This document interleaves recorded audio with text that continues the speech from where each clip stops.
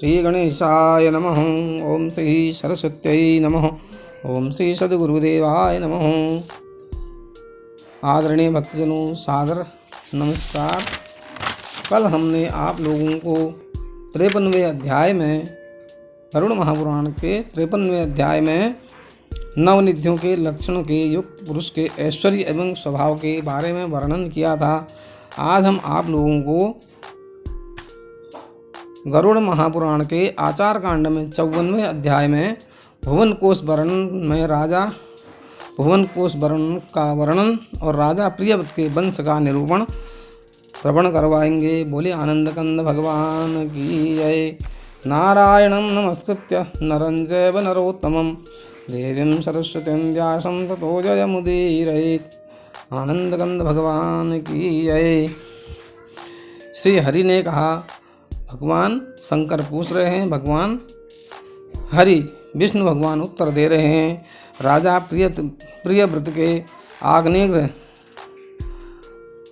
अग्निबाहु, वपुष्मान, द्युतिमान, मेधातिथि, भव्य, सबल पुत्र और ज्योतिष्मान नाम के 10 पुत्र हुए थे।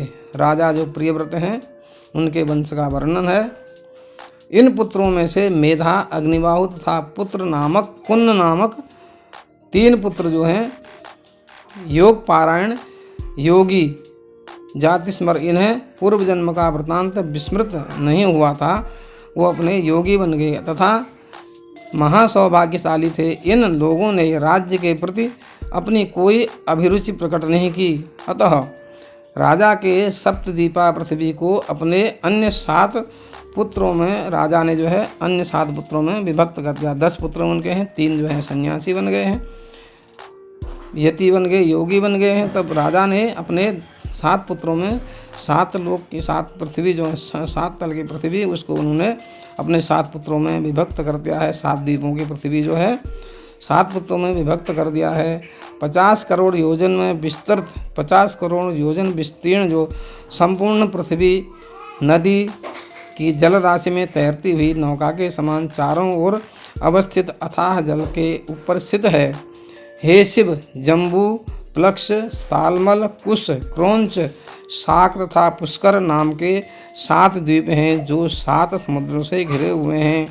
उन 7 समुद्रों के नाम लवण, इक्षु, लवण बोलते हैं नमक का सागर, इक्षु का गन्ने के रस का सागर, सुरा का सागर, घृत का सागर, दधि का सागर, दुग्ध का सागर तथा जल के सागर रूप में प्रसिद्ध हैं।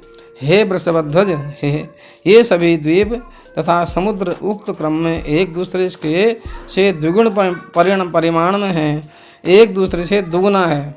जितने भी ये समुद्र हैं सब एक दूसरे से दुगुने हैं, परिणाम में एक दूसरे से बड़े हैं, दुगुने हैं। इस प्रकार से ये अवस्थित हैं। जम्बूद्वीप में मेरु नामक पर्वत है जो 1 लाख योजन के परिणाम में फैला हुआ है। इतना परिमाण है उसका, 1 लाख योजन का उसका परिमाण है, उसमें वह फैला हुआ है। उसकी ऊंचाई 84,000 योजन है। इसका अधोभाग पृथ्वी में 16,000 योजन धंसा हुआ है और शिखर देश 32,000 योजन विस्तृत है। इसका अधोभाग जो पृथ्वी के ऊपर सन्निहित है वह भी 16,000 योजन के विस्तार में कर्णिका के रूप में अवस्थित है। इसके दक्षिण में हिमालय, हेमकूट तथा निषद, उत्तर में नील पर्वत, श्वेत एवं श्रृंगी नामक वर्ष पर्वत हैं। हे रुद्र, प्लक्ष आदि द्वीपों के निवासी मरणादि से मुक्त हैं, उनकी कोई मृत्यु नहीं होती है। उनमें युग या अवस्था के आधार पर कोई भी विषमता नहीं है। जम्बूद्वीप के राजा अग्निघ्र के 100 पुत्र उत्पन्न हुए। उन सभी का नाम क्रमशः नाभि, किमपुरुष, हरिवर्ष, इलाव्रत, रम्य, हिरण्यमय, कुरु, भद्राक्ष और केतुमाल हैं। उनके 9 पुत्रों के नाम इस प्रकार हैं।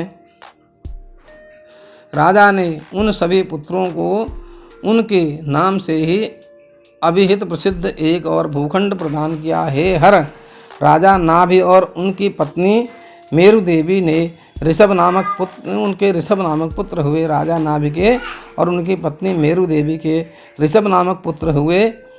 उनसे भरत नाम के पुत्र हुए जो सालग्राम तीर्थ में स्थित रहकर विभिन्न व्रतों के पालन में ही निरंतर लगे रहते थे। उन भरत के सुमति नामक पुत्र हुआ और उनका पुत्र तेजस हुआ। तेजस के इंद्रद्युम्न के परमेष्टि के प्रतिहार तथा प्रतिहार के प्रतिहर्ता नामक पुत्र कहे गए हैं। प्रतिहर्ता के पुत्र प्रस्तार के पुत्र विभु के पुत्र नक्त और नक्त के पुत्र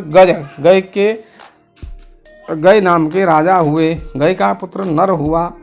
नर से विराट से महातेजस्वी धीमान से भौवन नाम के पुत्र की उत्पत्ति हुई। भौवन के त्वष्टा के बिरजा के रज के सतजित और सतजित के विश्व ज्योति नामक पुत्र हुआ था।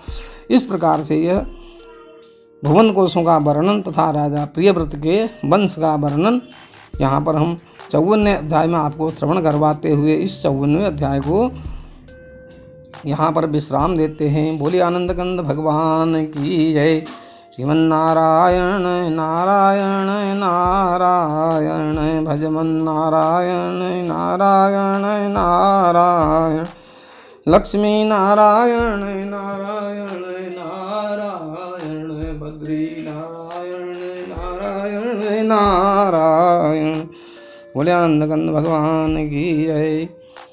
कल हम आप लोगों को भारतवर्ष का वर्णन करवाएंगे। बोले आनंद कंद भगवान की जय।